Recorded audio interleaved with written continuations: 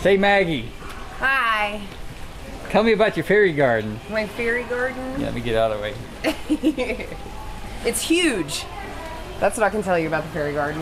It's the biggest one that I've ever made. It's an old fire pit, and it wasn't really being used for anything, so we filled it up with dirt and turned it into a fairy garden.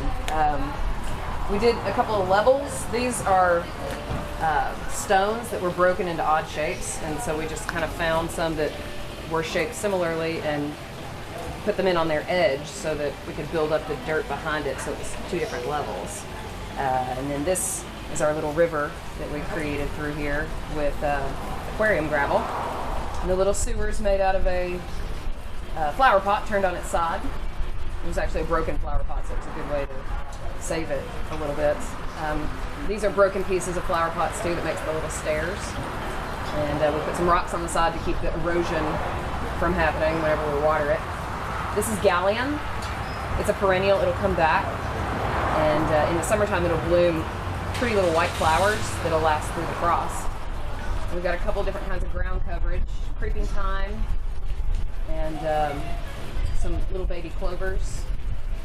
And this is platsback, which is sort of like a little fern, like a low-growing fern. And these are some of our fairy tale trees that we've let grow and grow and grow. So they're much bigger than the small ones that we sell, which is what this is. So you can kind of see the height difference if you let them really take off.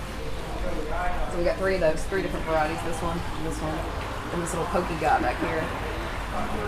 And we just sort of had a ball. And if you notice, there's no fairies in our fairy garden, but there are little gnomes over here. So I guess it's sort of a gnome garden.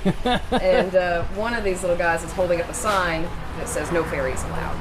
So he's standing up for his right to protest, I suppose. But that's our fairy garden. Right on. Oh. And when's your next class? It's next weekend on Saturday. Which is what, The 8th?